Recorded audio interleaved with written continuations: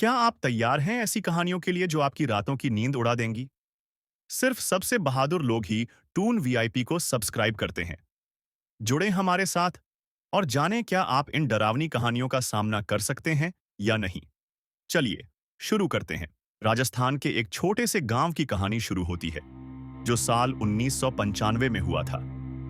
गांव का नाम था भानगढ़, जो राजस्थान के अजमेर जिले में स्थित एक खंडहर के पास था। इस गांव के आसपास लोग कहते थे कि यह जगह शापित है और रात के समय वहां जाने की किसी की हिम्मत नहीं होती थी।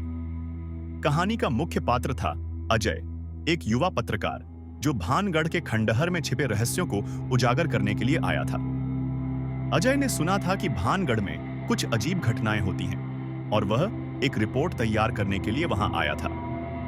अजय और उसका साथी राजीव दोनों ने रात के समय भानगढ़ जाने का फैसला किया।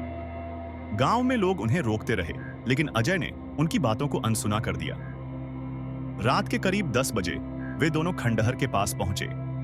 हवा में एक अजीब सी खामोशी थी, जैसे सब कुछ रुक गया हो। जैसे ही वे खंडहर के अंदर पहुंचे, अजय को महसूस हुआ कि कुछ गड़बड़ है। अचानक एक अजीब सी आवाज आई, जैसे किसी का फुसफुसाना। अजय ने राजीव से कहा, क्या तुमने सुना? राजीव ने डरते हुए सिर हिलाया, लेकिन दोनों ने फिर भी आगे बढ़ने का फैसला किया। भानगढ़ के खंडहर के अंदर एक पुरानी हवेली थी, जो सुनसान और टूटी फूटी थी। अजय ने हवेली के अंदर घुसते ही देखा कि दीवारों पर खून के धब्बे थे। उस समय ही राजीव की आंखों में एक अजीब सी चमक आ गई और वह बिना कुछ कहे आगे बढ़ने लगा। अजय ने उसे रोकने की कोशिश की, लेकिन वह नहीं रुका। जैसे ही अजय ने राजीव का पीछा किया, हवेली की दीवारों से अचानक एक सफेद साया बाहर निकला। अजय को समझ में आया कि यह सिर्फ कोई भूतिया आत्मा नहीं, बल्कि भानगढ़ के एक किले का भूत था, जिसे जनका कोइन कहा जाता था। कहानी के मुताबिक जनका कोइन एक खतरनाक आत्मा थी, जो हवेली के अंदर हर व्यक्ति को अपने जाल में फंसा लेती थी। रात के समय वह अपनी असली रूप में प्रकट होती और किसी को भी अपनी गिरफ्त में ले लेती। अजय ने तुरंत राजीव को शोर मचाकर आवाज दी, लेकिन राजीव की आंखें अब बिल्कुल बदल चुकी थीं। वह जैसे किसी और दुनिया में चला गया था। अजय ने दौड़कर राजीव को पकड़ने की कोशिश की, लेकिन उसी समय हवेली की दीवारों से एक भयंकर चीख सुनाई दी। अजय ने देखा कि राजीव का शरीर अचानक से बेजान हो गया था।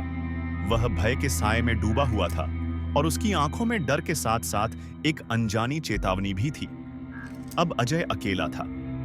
हवेली के अंदर हर जगह एक अजीब सी आवाज गूंज रही थी।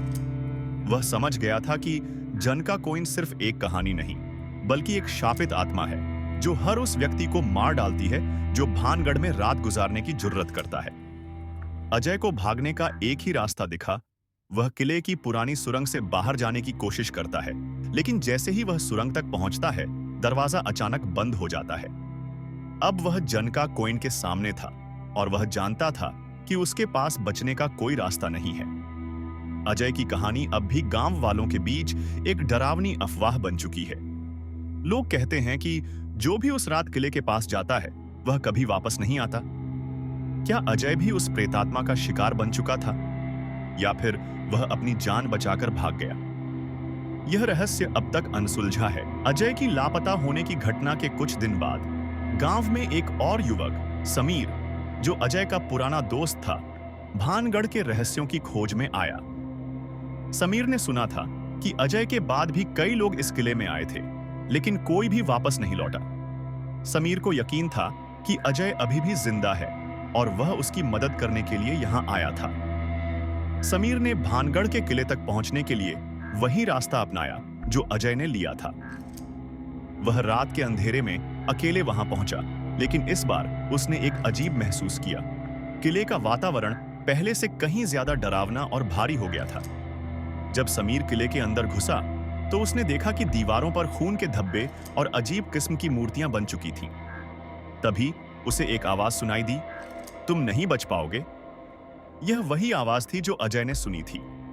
समीर डरते हुए उस आवाज का पीछा करने लगा। किले के एक अंधेरे कोने में उसे एक पुराना दरवाजा दिखाई दिया, जो आधा खुला था। जैसे ही समीर ने उस दरवाजे को खोला, उसे एक और हैरान करने वाला दृश्य दिखाई दिया। अजय का शरीर, जो अब भी वहीं पड़ा था, लेकिन उसकी आंखों से खून बह रहा था और वह खामोशी से मुस्कुरा रहा था। सभी दरवाजे अचानक बंद हो गए और समीर ने देखा कि किले का भीतर का हिस्सा अब एक डरावनी दुनिया बन चुका था। वहीं एक अजीब सी आकृति उभरकर सामने आई, जनका कोइन। समीर अब जान चुका था कि यह एक शापित आत्मा थी जो किसी को भी अपने जाल में फंसाकर खत्म कर देती थी। अब समीर को पता चला कि वह भी अजय का हिस्सा बन चुका था और उसे अब उसी का सामना करना था। किंतु जब समीर ने भागने की कोशिश की तो उसने पाया कि किले के भीतर हर रास्ता अब एक गहरे अंधकार में बदल चुका था। क्या वह बच पाएगा या किले के रहस्यों में हमेशा के लिए खो जाएगा? यह सवाल अब भी अनुत्तरित है। समीर को अब यह एहसास हुआ कि वह और अजय दोनों इस किले की शापित दुनिया के शिकार बन चुके हैं। अजय का चेहरा अब भी खौफनाक तरीके से मुस्कुरा रहा था, जैसे उसकी आत्मा किले में ही कैद हो। समीर ने देखा कि किले के भीतर की दुनिया और भी विकृत हो गई थी। अब किले के हर कोने में अजीब तरह की आवाजें आ रही थीं और दीवारों पर खून के धब्बे और कटी-फटी मूर्तियां उभर आई थीं। समीर ने किले से बाहर जाने का आखिरी प्रयास किया, लेकिन हर रास्ता अब एक ही जगह पर लौट आता था। उसकी सांसें घुट रही थीं और उसकी चेतना धुंधली होती जा रही थी। तभी उसने महसूस किया कि वह अकेला नहीं था। किले में एक और प्रेतात्मा थी, जनका कोइन की एक और छाया जो उसकी तरफ बढ़ रही थी। समीर का दिल तेजी से धड़कने लगा, लेकिन उसने अपने डर पर काबू पाया। उसने उस प्रेतात्मा से बचने के लिए किले के एक पुराने तहखाने का रुख किया। वहां एक अजीब सी गंध और कटी-फटी दीवारों का सामना करना पड़ा। समीर ने देखा कि तहखाने में अजनबी प्रतीक बने हुए थे, जैसे कोई प्राचीन शाप। जब समीर ने उन प्रतीकों को ध्यान से देखा तो एक अजीब सी आवाज गूंजने लगी, तुमने किले की शापित आत्मा को जिंदा कर दिया है, अब तुम वापस नहीं जा सकते। समीर के चेहरे पर डर फैल गया और उसे समझ में आया कि जनका कोइन सिर्फ एक शापित आत्मा नहीं, बल्कि किले के हर व्यक्ति की आत्मा को निगलने वाली ताकत है। क्या समीर भी किले के चक्रव्यूह में फंसा रहेगा या उसे इस रहस्यमयी जगह से निकलने का कोई रास्ता मिलेगा? यह अब तक अनकहा और खौफनाक रहस्य बना हुआ है। तहखाने में गूंजती आवाज समीर के दिमाग में हथौड़े की तरह बज रही थी। उसे लगने लगा कि किले की हर ईंट उस पर हंस रही है, जैसे वह भी इस खेल का हिस्सा हो। समीर ने गहरी सांस ली और खुद से कहा, डरने से कुछ नहीं होगा, मुझे रास्ता ढूंढना होगा चाहे कुछ भी हो।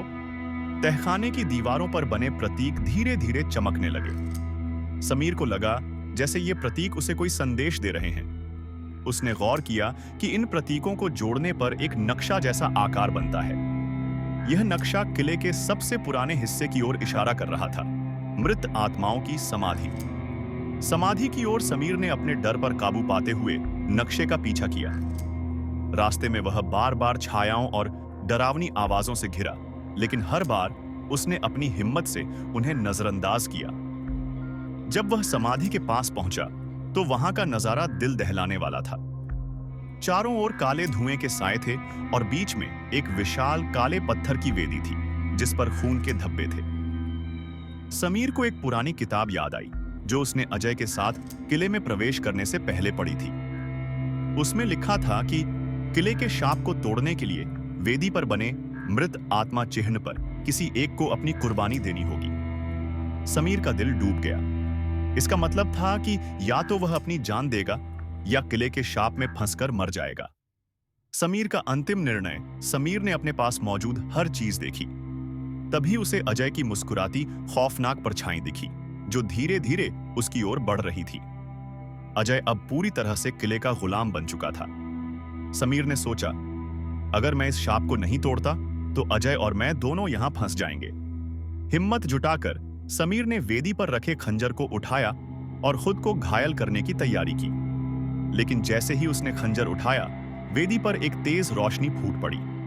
तभी गूंजती आवाज आई, सिर्फ बलिदान ही नहीं, सच्चाई और साहस से शाप टूट सकता है।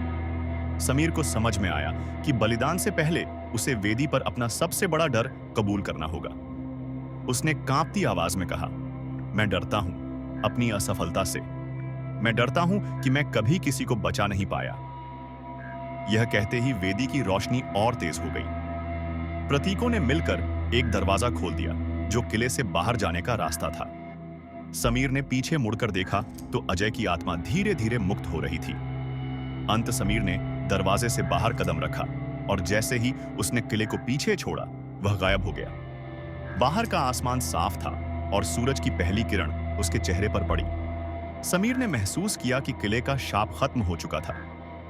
हालांकि वह जानता था कि इस अनुभव ने उसे हमेशा के लिए बदल दिया। क्या यह सच था या किले का एक और छलावा? यह सवाल अब भी उसकी आत्मा के किसी कोने में गूंजता है। अंधेरे से बचने का संघर्ष जारी रहेगा, लेकिन हर अंधकार का अंत होता है। अगर यह कहानी ने आपको रोमांचित किया तो चैनल को सब्सक्राइब करें, लाइक करें और अपने दोस्तों के साथ शेयर करें। आपकी हर एक क्लिक हमें और भी रोमांचक कहानियां लाने की प्रेरणा देती है। अगर आप और भी डरावनी कहानियां सुनना चाहते हैं तो चैनल को सब्सक्राइब करें, वीडियो को लाइक करें और अपने दोस्तों के साथ शेयर करें। हमें आपकी प्रतिक्रिया का इंतजार रहेगा। धन्यवाद।